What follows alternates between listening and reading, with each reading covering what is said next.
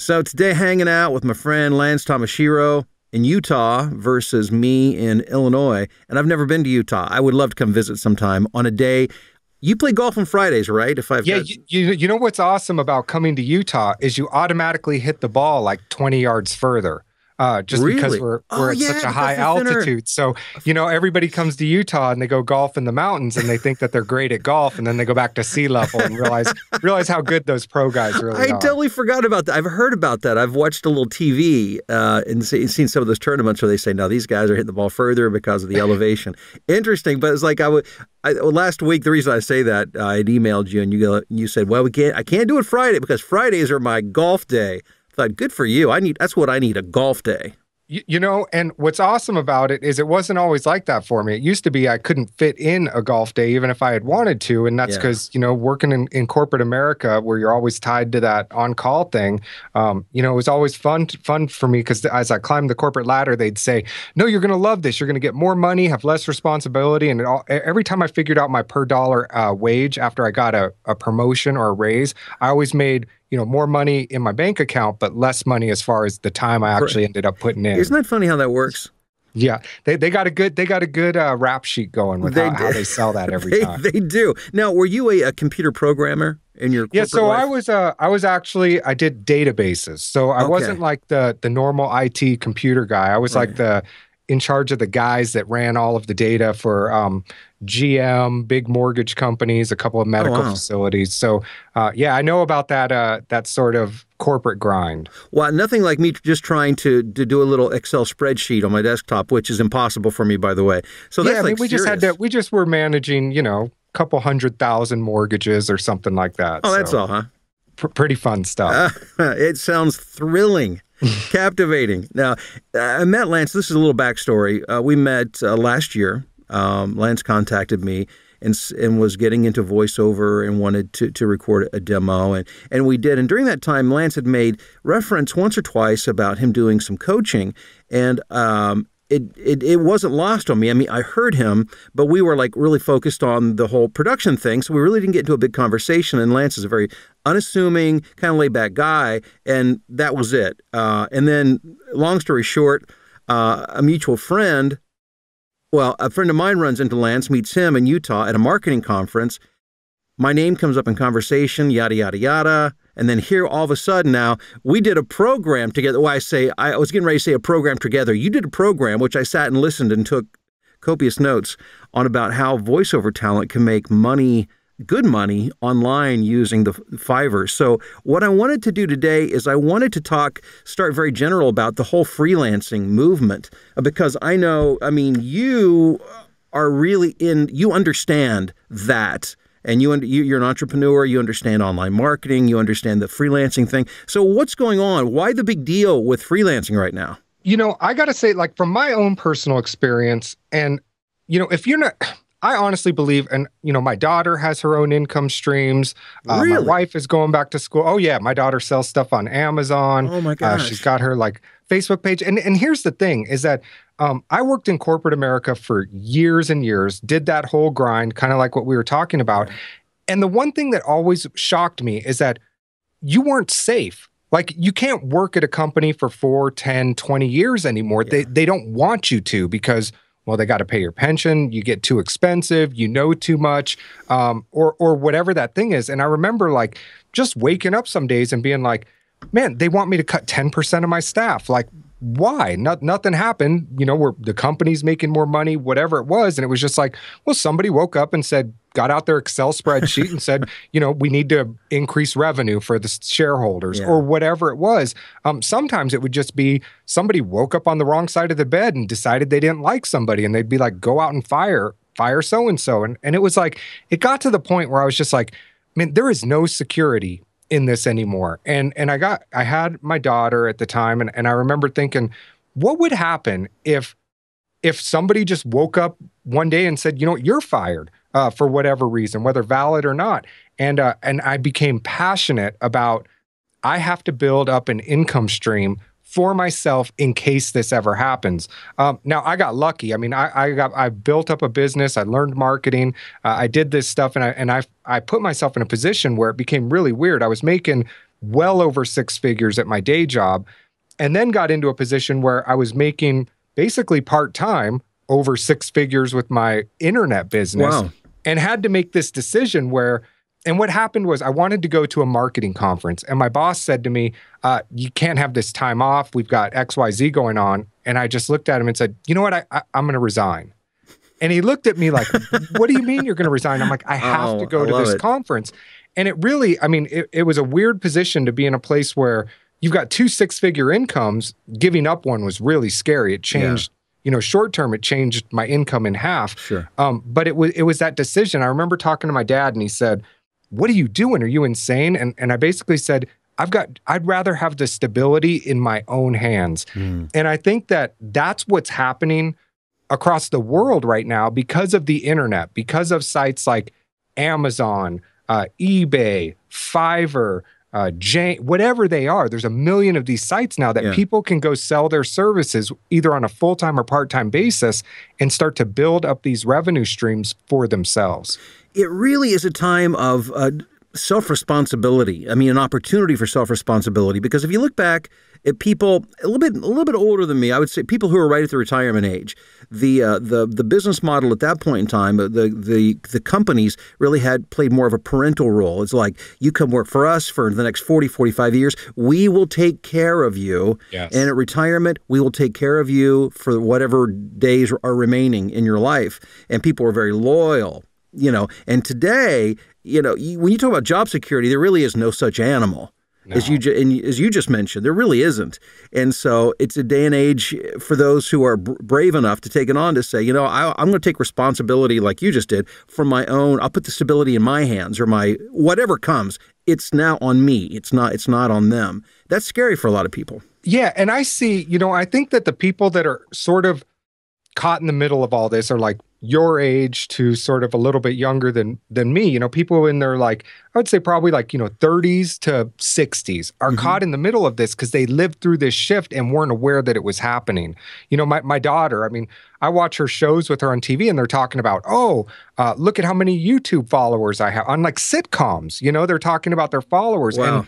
And it really is. I mean, there is this, from a young age now, kids are brought up, they're fully aware of the opportunity that exists for them, even, you know, building followers on YouTube, having people watch that, and they know how to monetize that. And I think that there's this, you know, 30-year gap, maybe a little bigger, maybe a little less, of people that just, we missed it.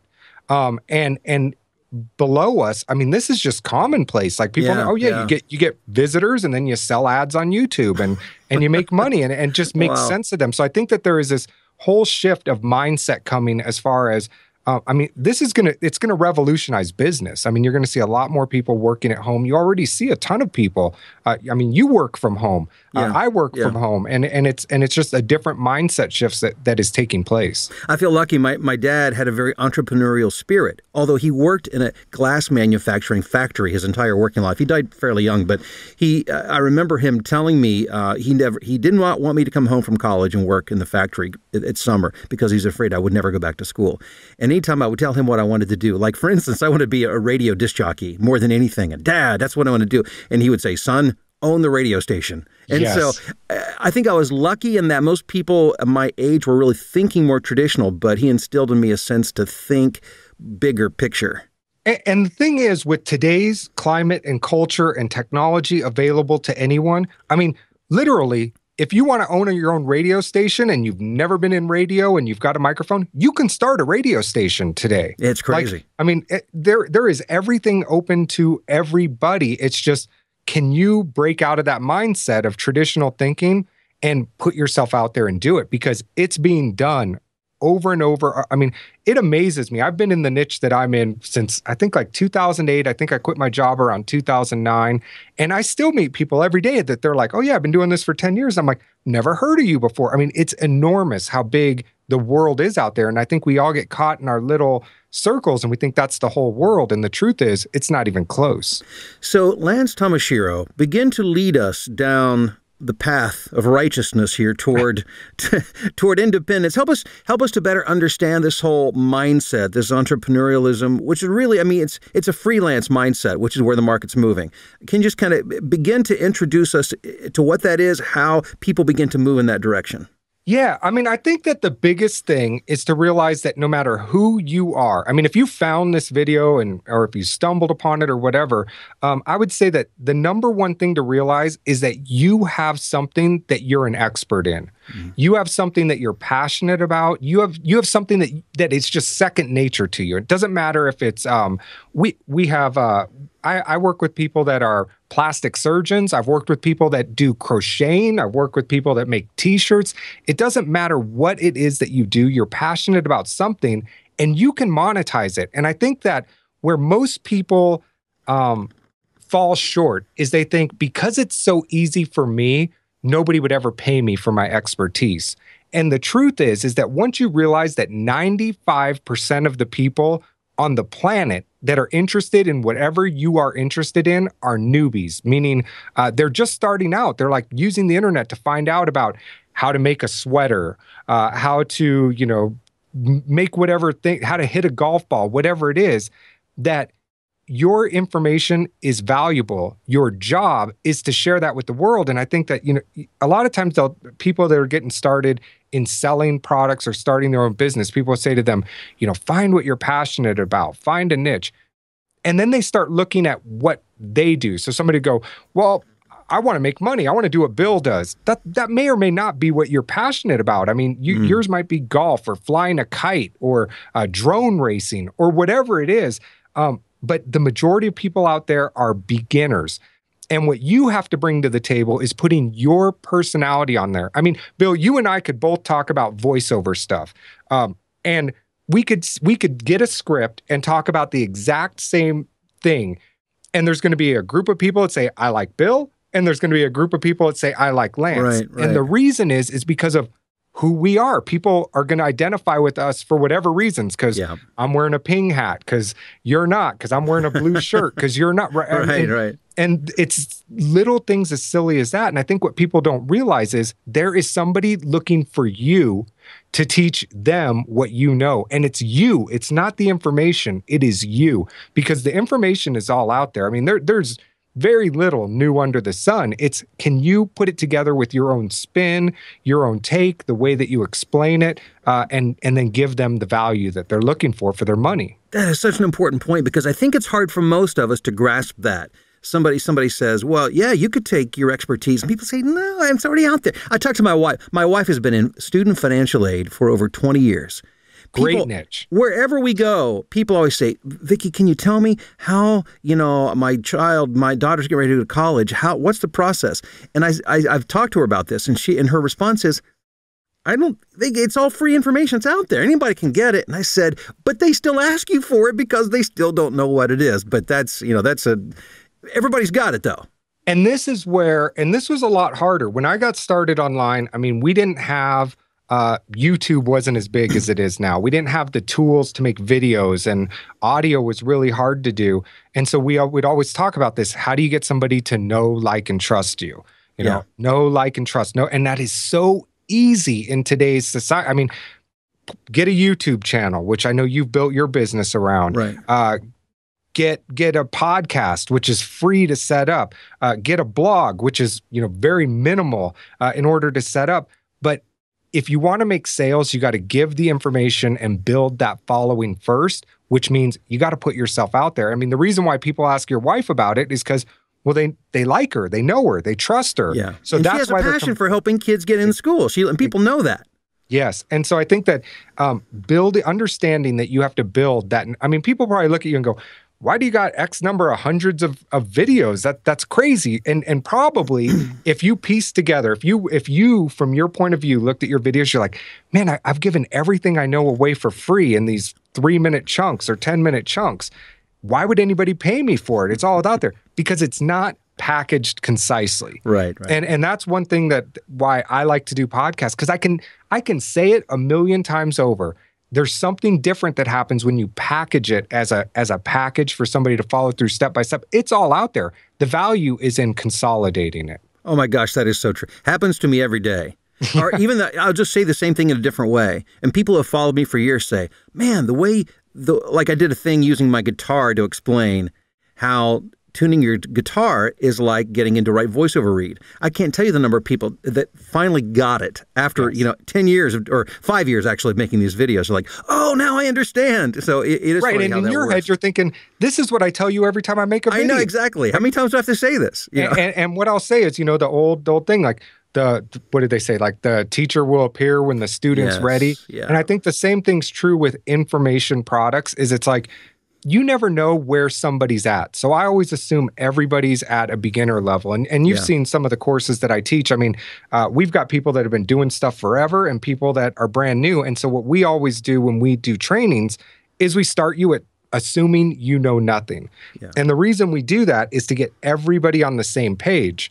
Once everybody's on the same page, now we can talk about the fun stuff. And that's essentially what, you do with your stuff, because just because somebody's been around voiceover forever and have watched every one of your videos, you never know when it's going to click with them the way that it was meant to click with them. I want to talk specifically now about how you use platforms. And specifically, I know you have a passion for Fiverr and using that as a platform. But I just want to say one more thing in case it hasn't really penetrated the consciousness of somebody who says, but everything I know it's not that unique. It's already out there. Nobody would ever listen to me. I saw an amazing quote. And maybe I've seen it before, but it never struck me like it did this weekend. And I'm going to paraphrase it because I don't remember it exactly, but it was Albert Einstein. And he said, basically, everyone is a genius. But if you critique a fish because, by the fact that he cannot climb a tree, he'll look completely incompetent. So it's about, context and a fish can't climb. Don't compare yourself to somebody else. Compare yourself to what you do, and you are the expert in your area. So anyhow.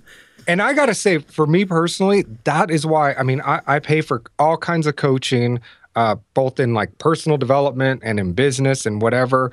I buy stuff all of the time. I like to be in mastermind groups that are paid. And the value for me is that I need people around me saying, you're not a fish. Quit comparing yourself to a fish. Right, remember right. what Lance brings to a table. And I think if nothing else, paying somebody to give you that third-party perspective, that's where it's at. Well, you have really enlightened me in ways that in areas not that I think I know everything there is to know about voiceover. I know a lot. I know what I know, but speaking of areas where, you have your own understanding and you can illuminate, even for somebody who's done it for a longer period of time, you have an in-depth strategic understanding of how to use online platforms to get freelance work. So let's talk about, there's been an explosion of freelance sites. I know you're a big fan of Fiverr. So how do we begin to, what's the big deal about Fiverr? Let's start there. Let's just say, I'm going to say Fiverr, okay, but it's any freelance site. Okay. All of these same principles apply. And here is what is so awesome about them is they overnight make the playing field equal, whether you've been in the game 20 years or whether you just decided today you're going to be in the game.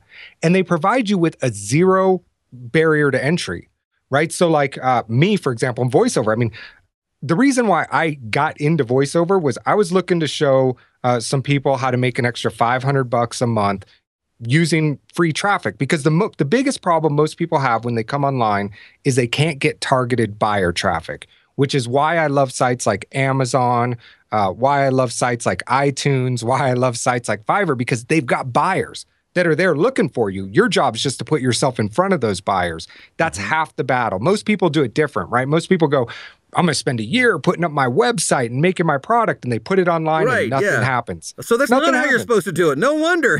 Right. And nothing happens because nobody knows who you are. Right. Nobody follows you. There is no traffic built in just because you put something on the internet. That's the beauty of all of these freelancer sites or sales sites that already have the built-in traffic. So then it's all equal. If Bill DeWeese is on Fiverr and Lance is on Fiverr, all we got to do is now who's better at getting found on Fiverr. And the way that they do it, all sites, is first of all, it is in their best interest to build up new people as much as to keep old people. And here's what I mean. They're all set up to take a cut of revenue, right? So they only make money when you make money. And so if they put all their eggs in one basket and they say, Bill DeWeese, man, he's awesome. We're just going to load him up and make him work, 10 hours a day and give him 1,000,000 jobs or whatever. And Bill DeWeese decides to quit or gets hit by a car or moves on to another site. They've only built up that one guy. They just lost all of their revenue. Right. So instead, what is in the best interest of these sites is whether you're brand new from day one or you've been around, is they spread out the traffic. So they spread it out in all of these categories. So they're minimizing their risk, but also bringing in more and more traffic. So they bring up everybody all at once. And I think that it makes it really easy. Whereas, and on a site like Fiverr, I mean, you upload your picture and you type in like 1,000 words or less and you're online ready to sell. I mean, literally, you can be online and ready to sell in an hour. And I don't know where else that can happen with the potential to make sales. And by the way, Fiverr spelled with 2 R's, correct? 2 R's, Fiverr, yes. In case somebody's just like, whoa, I can't find it, Yeah. So Fiverr and places like these freelance sites, really what they're doing, their resources, their money, their energy, their talent is all pointed toward bringing traffic in. Yes. To help those of us who are there to be seen, right? So that's why it makes such great sense. Yeah, so here's like the crazy thing when I think about it. And when I first went and started researching these things, I'm like, I don't want to sell on Amazon. They take 30% right off the top. Oh, they do? I did not realize that. Well, they take 30% off the top, but they bring you traffic. They do all your shipping for you. Okay. They handle your customer support. You don't need a website. All of a sudden, it starts looking really cheap, right? Places like Fiverr, people go, I'd never sell on Fiverr. They take 20%. And I'm thinking, you don't got to pay for traffic, which, I mean, if you can spend 20%, if you can take whatever it is that you make and spend 20% of it on your advertising budget, you're really good at online marketing. Yeah. So you're really good at Google. Right. So they're paying for that. They're paying for the platform to be up. They're paying for the delivery. I mean, you don't have to do anything but deliver whatever it is, whether that's, artwork, a website, a voice, whatever it is. They take care of everything. And so when you look at it from that perspective, 20, 30%, I mean, that's cheap. And if you're a voiceover talent, you don't even have to audition. No, you don't have to audition. That's a big chunk of my day. Yeah, and that's where I think a lot of people, especially with the voiceover stuff, miss the boat is they go, Lance is doing it for XYZ, whatever price I'm charging for whatever services. And what they don't see is Lance doesn't audition. Lance has a notification that goes off on his phone and he turns on his computer, says a few words and sends off the file and is done. And I think that that's the part that gets missed. And I also think that one of the big mistakes that Fiverr has really made is, first of all, naming their site Fiverr. And when they first came out a couple of years ago, their whole shtick was, what will somebody do for $5? Yeah. And now they are very actively raising prices. So yes, the starting unit is what we'll call it, is $5, but it's rare that you have a $5. I mean, it's not rare, but I would say more often than not, you're getting paid well over $5. So you're really, the 5, just think of it as a unit of measure, right? A unit of measure. That's whether that is I'll turn on my computer, I'll ignore you, I'll call you, whatever it is, which all those things actually exist on Fiverr, by the way. That's just the first unit of measure. You can't make this stuff up. That's just the first unit of measure. And what really hit me was, I was in this really high-end mastermind group where we actually had to turn in our tax returns to prove that we were at a certain earning level before we could pay the thousands of dollars to be a part of this group. And one guy in there said, I'm doing this stuff on Fiverr. And we're like, you're an idiot. Like, how could you possibly be making enough money to be in this group? I mean, kind of similar to what we hear about me on Fiverr. Right. With voiceovers. The same type of stuff. Until we needed one of his services. So me and my business partner, Robert Plank, we were like, hey, we want to get a video made for this and blah, blah, blah. And we were like, who should we call? And I was like, oh, yeah, so-and-so's on Fiverr. He does this. We'll get it for $5. So we went to buy our video, which is just him. He literally turns on his web camera and just kind of improvises based on a loose script that you give him. By the time we checked out, it was $150. and we're thinking, so I was like, wow, that's weird. Like, how'd he get us for $150? But we got our thing. We loved it. It was perfect. And then a couple weeks later, we were like, hey, we need a video again. What should we do? Oh, yeah, we know so-and-so. He'll do it. Got us for $200. And all of a sudden, we started looking at his reviews. We started looking at the way his offers set up. And we're like, this guy's easily making his requirement just from this one site, just from turning it on. And it was a real light bulb for me. And that's when I kind of started going, maybe there's something here to take a look at. So let's just quickly, I want to address the fact that it really has been so upsetting to so many people within the area of voiceover. Then I want to talk specifically about the things you're doing and the success that you're seeing. But I think one of the things that I was most surprised by, and I've done this training long enough to know that what I do is seen as non-traditional, and so I get plenty of criticism for it because you're not. What do you mean you're not union and you're not going through an agent and you're actually doing? It's like. Well, welcome to 2016. I mean, it's a brave new world. It's a different thing. But when the whole Fiverr, when I sent out that email blast, it was like touching a match to a stack of hay soaked in gasoline in terms of social media. At least I felt that way. The outrage, the anger, the downright hatred in many cases, where people just say, wow, you're destroying our industry. Yeah. Just briefly comment on that idea in general. Are places like this destroying traditional business as we know it? Well, first of all, I had no idea what I was walking into. No, you didn't. And I'm sorry, I didn't know either. I would have warned you.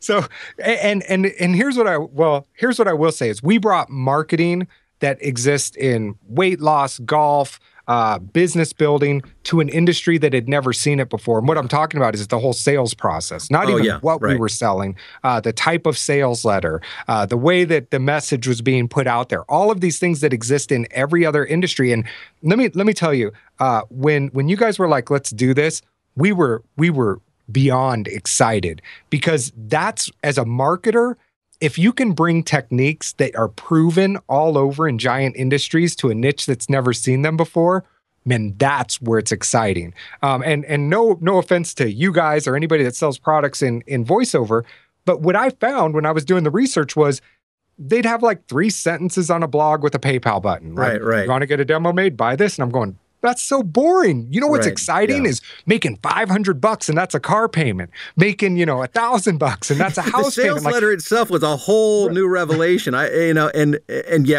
took a lot of grief, but the results speak for themselves. It was huge. And so that, first of all, as a marketing lesson, if you can take something that is proven in other niches to a niche that's never seen it, you got gasoline in a fire and you're ready to go. As far as what destroying businesses, and here's the thing that, and again, I knew nothing about any of this. I just thought everybody worked on Fiverr. I wasn't the first voiceover guy on Fiverr. Sure. That was already there. But what I will say is when they say you're decreasing rates and they say you're doing all of this other stuff, my initial thought is, isn't that what happened when you built a studio in your closet and bought a $400 mic isn't that what started decreasing the value? Like, isn't that what started bringing prices down? That I didn't have to be in LA or New York. I could do it from my house with whatever. And it's funny because they have no problem saying, go record in your closet and hang some clothes up. Well, I got a whisper room. I'm thinking, why don't you have to go buy a $10,000 whisper room like I did? Like, why don't you have to do this? So this movement was happening long before anything else happened, right? Like in this industry specifically, this lowering of prices and all of this happened because the internet existed and people moved from having to have a perfect setup. The reason prices were so high before was because you had to travel, you had to have a great setup, you had to have all of this stuff. That already happened. First of all, freelancing is here. And I'm sorry. Like it or not, it's here. I personally think that it is good for guys like you, that it's good for guys like Dave Cavassier to have a place like Fiverr. And here's why. You guys make your money, first of all, on looking better, like being better voiceover artists than the rest of the field. I mean, if everybody was as good as Bill DeWeese or Dave Cavassier, you couldn't command the amount of money that you make. The reason you can command those rates isn't because rates are what rates are. The reason is because they can look at somebody like me and go, well, Lance costs $10 for this. I can see the $300 difference. And you should have that. I mean, that's why minor league baseball players get $20,000 a year and pro guys get $1 million a game. Because there is that comparison, an apples to apples comparison. It is in most industries, but for some reason, voiceover talent don't seem to see that. Yeah, and I don't think it's ever going to go away. I mean, I don't think Morgan Freeman's going to get paid less because Lance is on Fiverr. I mean, no, exactly. It's an extreme example, but exactly, yes. More, right? I mean, if anything, it's like, oh, well, no wonder you're worth $1 million, right? But so that would be the first thing, is that more comparison is good for people, especially at the top. Yeah. The other thing is and this was kind of shocking to me, is most voiceover people, yourself included, have a coaching component to their business as well. And it's pricey, well worth it. I mean, I've gotten yours. I did the research on a lot of people. It's well worth it, but it's geared, and always traditionally has been geared, towards performing at a high level, at the prices you pay. And the truth is, you guys all have years of experience doing this. And no matter how much I pay you for coaching, only time is going to get me to that certain point. And what you need is people coming into the industry to make money, to fund their education, to fund getting better. I mean, for me personally, like honestly, I was hoping to make $500 a month. That was it. And all of a sudden I'm like, I'm making more than that. I need to get somebody to make me a demo, which is why I got in touch with you, because I knew I could invest in my business, get better equipment, get better tools, because I was bringing in money. And I think that in any business that you're in, whether it's voiceover or anything else, if you can't figure out how you're going to get value back for your investment, whether it's in dollars or feel goods or having something built or an asset, you need to be able to say, I'm investing this and getting Y.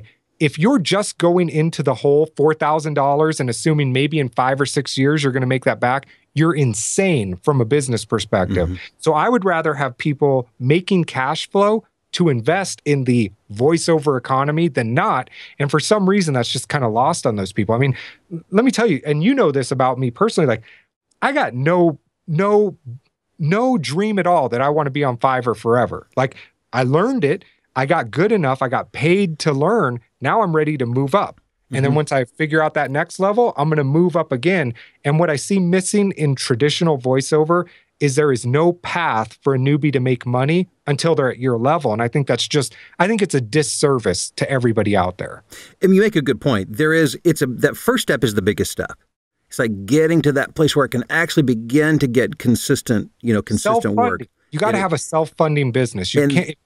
Unless you're just throwing money away, you're crazy if your business can't fund itself. And the freelance model that now exists allows you to do that, which is it's a unique time to be alive. It's exciting to be able to do business in 2016 because this hasn't been around, all that terribly long.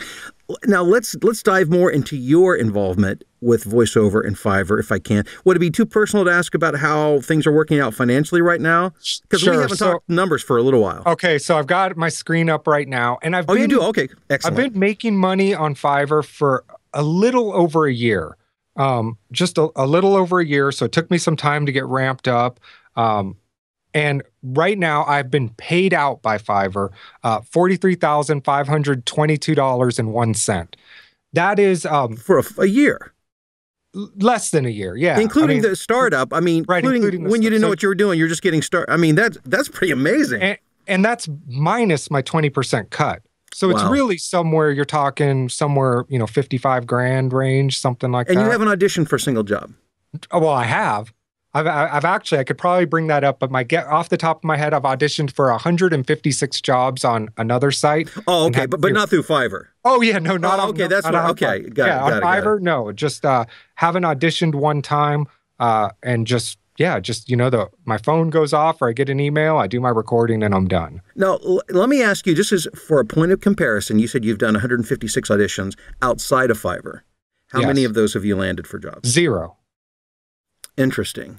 I mean, Interesting. and again, I think I've had. That's not uncommon, by the way. It doesn't I think mean. I've had 5 coaching sessions. That's the extent of my voiceover training. I've had Right.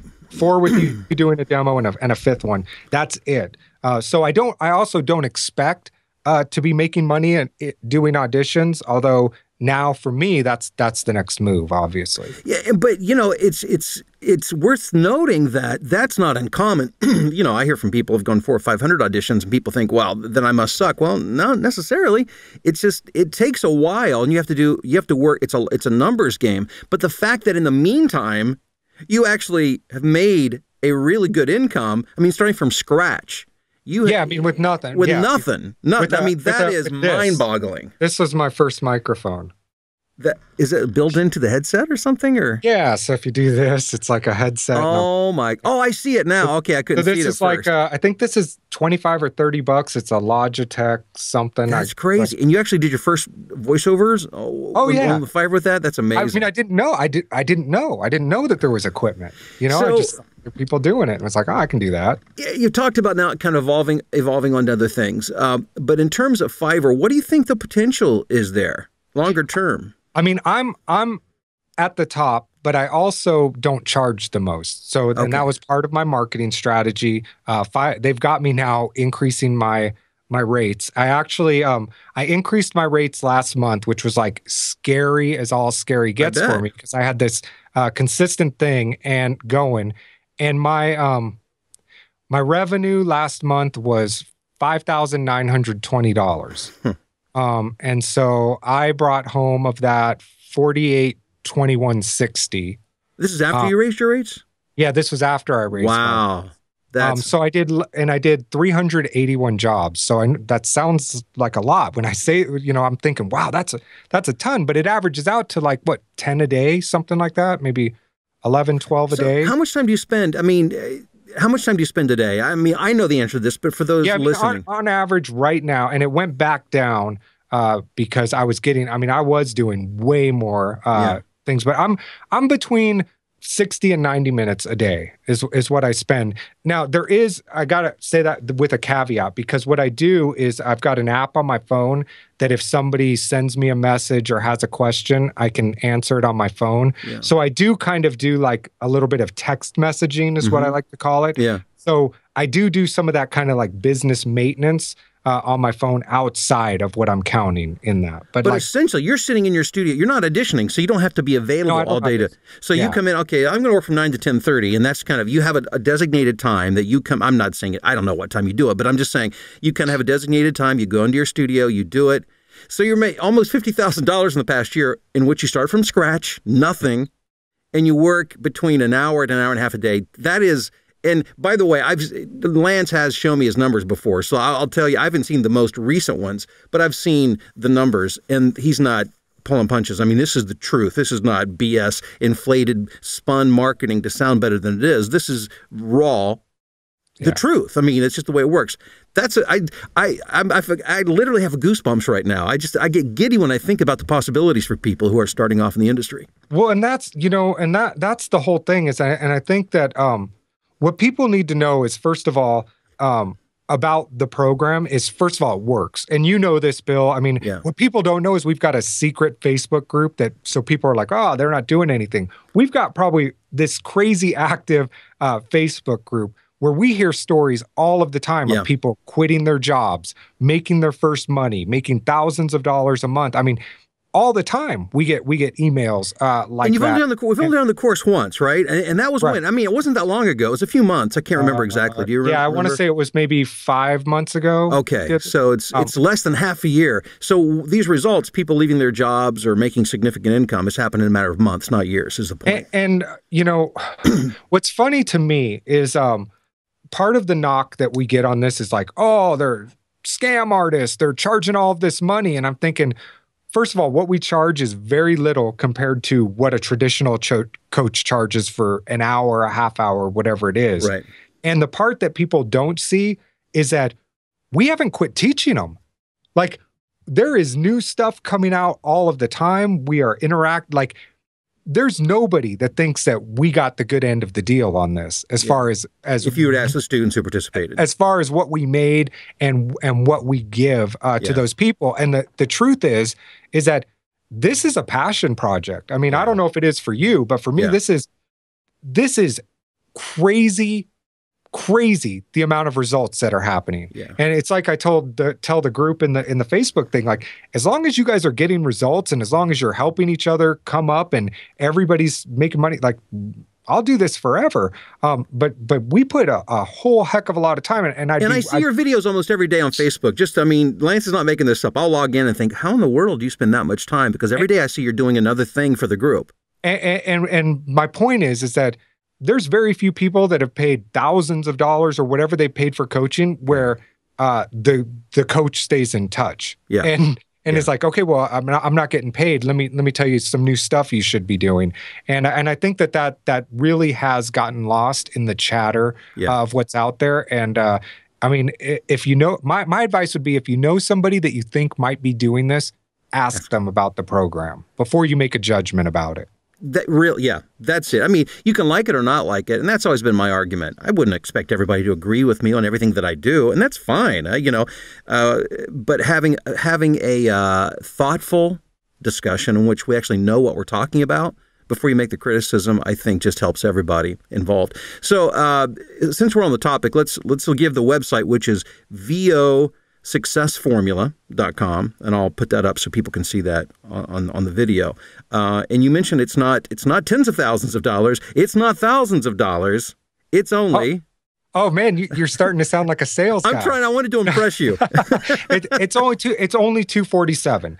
And what it includes is 4 modules that literally take you from knowing nothing to having your stuff online, to marketing strategies for using it. And one thing that I want to say about the way that I believe training should be done, which is not how most people do training on the internet, is that I don't wait till module 4 and you're 10 hours in for you to have a result. Like, I expect you to have a result in the very first module. And I think in this one, it's an hour and 15 minutes. And you literally, I walk through setting it up, getting your gig online, being ready for sales, how to make your first sales in an hour and 15 minutes. And then the cool stuff comes after you're up, running, making a few sales and getting online. But, I know the sales letter looks hypey. I know all of this stuff. What I would say is read the testimonials on that sales letter. Those are from actual people. They aren't made up. In fact, all of them you can talk to inside of the group, but they're there. It also includes, this ongoing support group, which I'm in there. Bill shows up in there. There's lots of people helping each other out. I mean, it's crazy to me how active and the community that we've built around this. It's a group of excited people because there's actually there's stuff going on. And now these modules, I should mention, are like an hour plus each. So it comes out to over 4 hours. I don't know the exact time, but... And I would say, I know this isn't the smartest thing to do. Whether or not you take this course, I think you should, but whether or not you do, here's what I would encourage everybody to do is start looking around. And again, if you're in voiceover or any other niche, start looking around at these different sites that are out there as a supplement to what you're already doing, because they have traffic.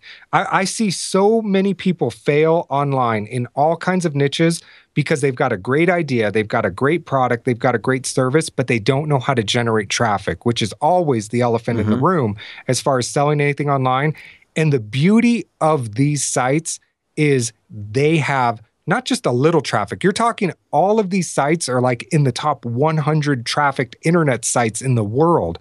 And they have the difference is their traffic is all buyers. You'd never be on Amazon if you weren't buying something, right? You'd never be on Fiverr if you weren't buying something. You'd never be on iTunes if you weren't looking to listen to a podcast or buy an app. So take it, regardless of where your position is with Fiverr, look at these other freelancing sites, these other sites that have built-in buyer traffic, and add it to your current business model, because it's there, and these sites aren't slowing down. I mean, these sites are taking over the internet, and you need to be there, if for nothing else, than to supplement what you're already doing. Lance Tamashiro, VOSuccessformula.com. Lance, thanks for taking the time to really talk in depth to help, because really we want to educate people as to how this works, what this is. And like it or not, that's fine, but at least know and understand, what's going on. I could not be more excited or prouder to know you and to work in this capacity, because you really, my mission has been to help empower, enlighten people, encourage them. And you have illuminated a key step in this whole process to make things easier for people. And that's what it's all about. So I hope people will check it out at least.